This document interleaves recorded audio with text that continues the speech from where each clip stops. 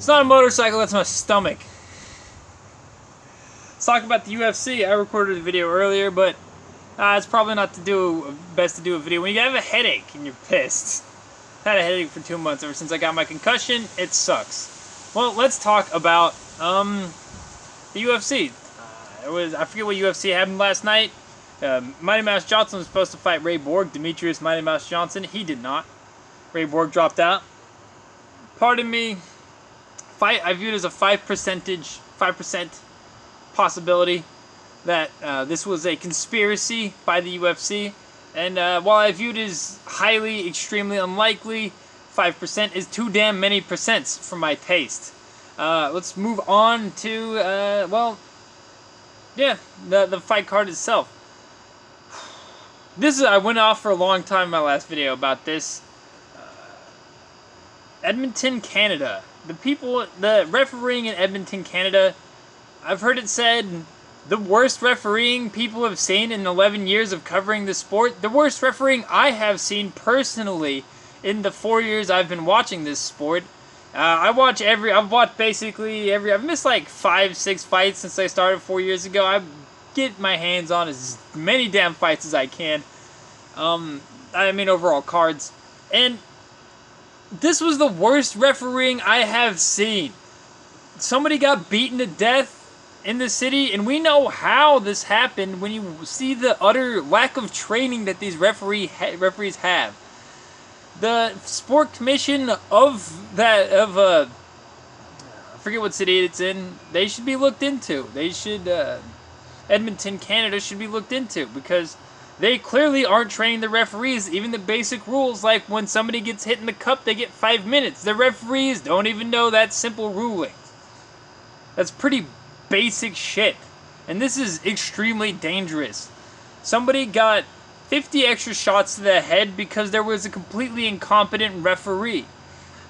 When Yves Levine, notorious Yves Levine for letting fights go long, when he's the best hope of stopping fights short, you are in trouble. I'm glad they had Big John McCarthy around. I've had spats with Big John McCarthy on this channel before, we'll put it that way. I was playing with Partisan in that instant. He is the best ref. I view him and Herb Dean as fantastic. But the thing is that when Yves Levine is your saving hope, you need to look at every ref you have, because it wasn't just one ref. The ref who let that guy take 50 extra shots over the course of minutes, it was the refs not knowing small rules. There's a lot of untrained referees there from the city of Edmonton, and they need to get looked at. They need to have the higher level municipality look at what the fuck's going on there. Let's move on to Valentina Shevchenko versus Manny Nunes. Some people say Valentina Shevchenko got robbed. And it was a very close split decision. Very close, where Bruce Buffer walked back out of the ring for a little re-talk about it. But here's the thing. Especially with an incumbent champion, and especially with judges of MMA with their what seems to be incredibly inconsistent scoring, like if we showed them the same fight on different days, they would score it differently on those different days. They don't seem to have the same criteria for scoring the fights as they always have. And you have to put an exclamation point on it. You have to make a fucking statement and put that motherfucker out, alright? That is how you have to do it. I can't say she was robbed. It was an extremely close fight. And, like I said, unless you putting them out, it's gonna end up like Robbie Lawler, where they just give him Manny Nunes the decisions every time for seemingly meaningless reasons. Now, let's move on to the rest of the card. There was a hell of a submission by Rafael dos Anjos. That was against Neil Magny. That was one hell of a submission, and he's on his way. He needs to.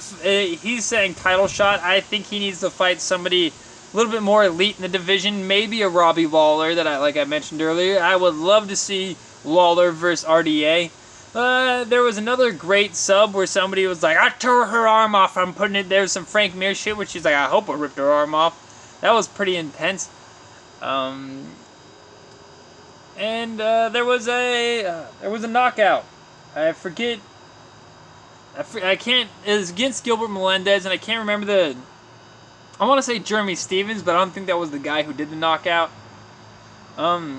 He is a heavy-handed fighter, and you know his last fight wasn't that entertaining, but this fight was pretty entertaining, and Gilbert Melendez is very tough. Overall, this calls into question what the fuck the people of Edmonton are doing, and well, the Fight Commission of Edmonton, what the hell are they doing over there? And you know, you can't let judges be the deciding factor of your fights. When it's a fight, you can't let a third party win it for you. That's just my opinion. Overall, I did enjoy the card. I hadn't been able to see UFCs in a while because I was out running around like a maniac during most of them. I was out just doing stuff during like the last couple, so I didn't get to talk about them and I didn't get to see them. It's really fun to sit down and watch all the way from the undercard all the way through. It was fun. I had a good time. Also, bars can suck. Watching fights at bars can blow because I'm not there to talk. I'm there to watch fights, man. And some people don't fucking understand that. Anyways, I hope you guys enjoyed watching this video as much as I enjoyed watching those fucking fights. And don't take this as a